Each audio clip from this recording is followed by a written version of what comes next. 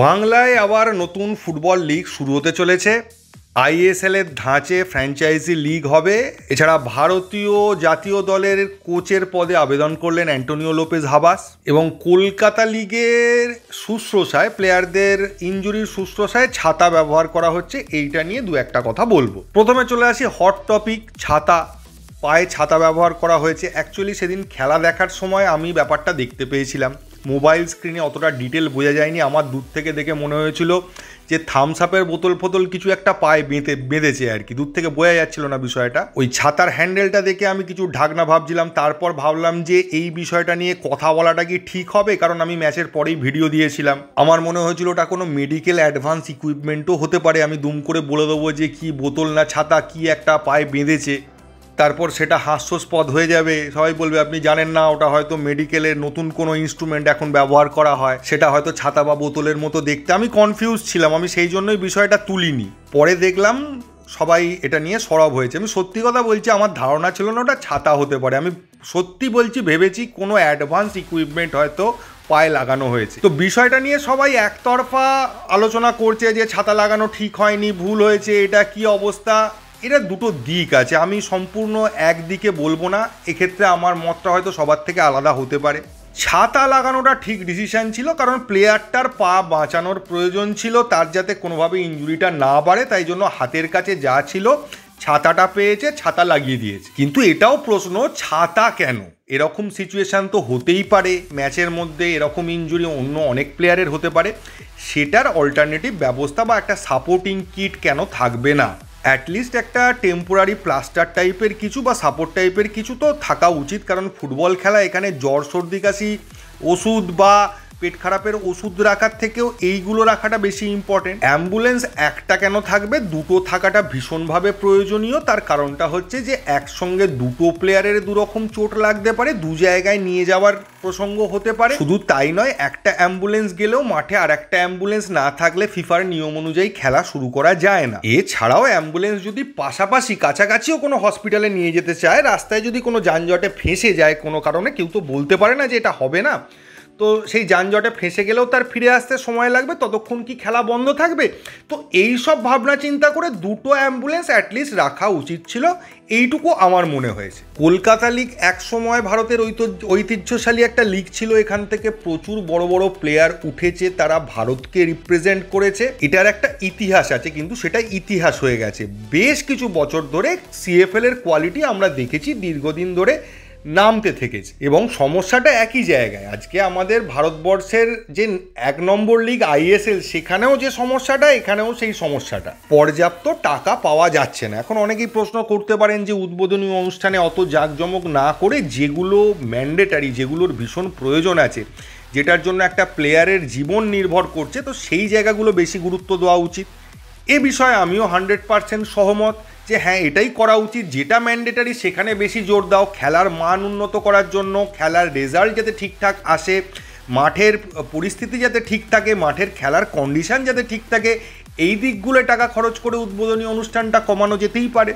তবে আমি বিশেষ কিছু এই বিষয়টা নিয়ে বলবো না। আইএফএকেও যে প্রচণ্ড দোষ দেবো, যে তাদের দোষ কেন বলতে পারছি না, কারণ তাদের ফিনান্সিয়াল এক্স্যাক্টলি স্ট্রাকচারটা কি আমরা জানি না। আইএসএলটা যেমন এখন প্রকাশিত হয়েছে বুঝতে পারছি, এফএসডিএসএল এর সিচুয়েশনটা কি, এআইএফএফ এর সিচুয়েশনটা কি, কিন্তু কলকাতা লিগে কত টাকা আয় হয়, সেটা দিয়ে আদৌ এই টুর্নামেন্টটা করা যায় কি না, নাকি অনেক টাকাও মানে উপার্জন হয়, সেই টাকার একটা বড় অংশ কেউ পকেটে ভরছে, সে সম্পর্কে কোনো ধারণাই আমাদের নেই, বা আমার অন্তত নেই। তো আমি এটা নিয়ে কি বলবো? তবে এইটুকু বলতে পারি যে ম্যাক্সিমাম টাকাগুলো এই সমস্ত ইম্পর্টেন্ট ক্ষেত্রে লাগানোটা উচিত বলে আমার মনে হয়। ছোট ক্লাবেদের মেডিকেল ফেসিলিটি কতটা তারা অ্যাফোর্ড করতে পারে সে সম্পর্কেও ধারণা নেই। তবে রেলওয়ে এফসি কোনো ছোট ক্লাব নয়, আর যে ক্লাব পারছে না এই ফেসিলিটিগুলো দিতে বা ফিনান্সিয়াল প্রবলেম হচ্ছে, তাদের ক্ষেত্রে যদি আইএফএ যদি সাহায্য করে তাদেরকে টাকা, আমি ডাইরেক্ট দিতে বলছি না, এই মেডিকেল ফেসিলিটিগুলো তারা যদি দিয়ে তাদেরকে সাপোর্ট করে, সেটার একটা চেষ্টা হয়তো করা যেতে পারে।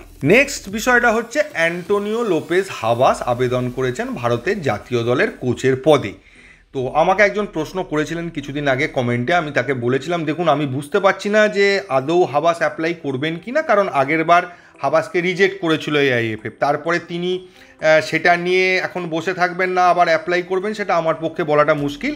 তো যেটা ভালো বিষয় যে না, হাবাস আবার অ্যাপ্লাই করেছেন। তো এবারও যদি AIFF হাবাসকে না নেয় তাহলে আবার একটা মানে দৃষ্টান্তকারী ভুল হবে। হয়তো হাবাসের থেকে অনেক বড় মাপের কোচ ওখানে অ্যাপ্লাই করতে পারেন, কিন্তু ভারতীয় ফুটবল সম্পর্কে যে ধারণাটা হাবাসের আছে সেটা অন্য যে কোনো কোচের থাকবে না। প্লাস ইন্টারন্যাশনাল ফুটবলে তার যে লেভেলের সাকসেস আছে বা যেরকম তিনি কাজ করেছেন, তার যা রেকর্ড আছে, তো সব কিছু বিচার করলে আমি অবশ্যই বলবো ভারতীয় ফুটবলের জন্য এই মুহূর্তে বেস্ট কোচ হাবাস। কিন্তু AIFF এর কর্মকর্তারা অবশ্যই আমার থেকে অনেক বেশি বোঝেন, তাই তারা ওখানে বসে আছেন। অনেকে আবার কমেন্ট করে বলে আপনি প্রেসিডেন্ট হয়ে যান না কেন। তো এরম ফালতু কথা লোকের বলার অভাব নেই, এরম ফালতু কথা বলা প্রচুর লোক আছে যার প্রচুর সময় নষ্ট হয়ে যায় ভিডিও দেখার পর। লেখে সময় নষ্ট, মানে তারা আম্বানির থেকেও বিজি। প্রতি মিনিটের একটা বিশাল দাম আছে, কয়েক কোটি টাকা হয়তো প্রতি মিনিটে তাদের ভ্যালু। তো তাদের 5 মিনিটের 10 মিনিটের ভিডিও দেখলে প্রচুর টাকার ক্ষতি হয়ে যায়। তাদের কাছে আমি সবসময় দুঃখ প্রকাশ করি তাদের মূল্যবান কোটি কোটি টাকা নষ্ট করার জন্য সময়ের মাধ্যমে। নেক্সট চলে আসি সব থেকে বড় যে খবরটা, বেঙ্গল সুপার লিগ শুরু হতে চলেছে। এবার বিষয়টা কি, এটা হচ্ছে ডিস্ট্রিক্টগুলোকে, আমাদের যে জেলাগুলো রয়েছে জেলা ভিত্তিক এক একটা করে টিম হবে, ফ্র্যাঞ্চাইজি টিম। এটা ভাববেন না যে ইন্টার ডিস্ট্রিক্ট বা স্কুল ডিস্ট্রিক্ট যেরকম টুর্নামেন্টগুলো হয়, স্কুল ডিস্ট্রিক্ট টুর্নামেন্ট আমিও খেলেছি, সেরম লেভেলের নয়, একদম ISL এর টাইপের। ISL এর মতো তো করা সম্ভব নয়, তবে ISL এর কাছাকাছি টাইপের, মানে জাঁকজমকগুলো সেই লেভেলের থাকবে। প্রতিটা দলে 2টো করে বিদেশি থাকবে।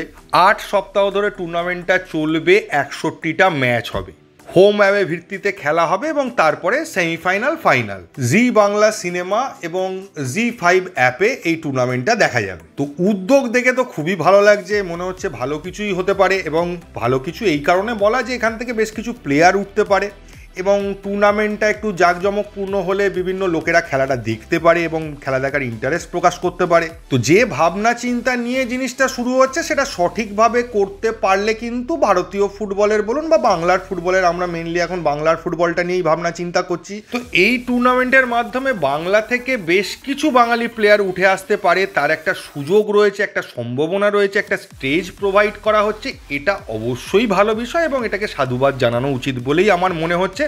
আলটিমেটলি কি দাঁড়াবে সেটা তো পরে দেখা যাবে, যদি সেরকম কিছু হয় সমালোচনাও আমরা করব, কিন্তু এখন এই মুহূর্তে যে উদ্যোগটা নেওয়া হয়েছে সেটা ভালো বলেই মনে হচ্ছে। তো এই ছিল আপাতত আপডেট। গতকাল ভিডিও দিতে পারিনি, এই একদিন অন্তরই দিচ্ছি। একটু জমুক আপডেটগুলো, 1-2 আপডেট নিয়ে কি ভিডিও দেবো।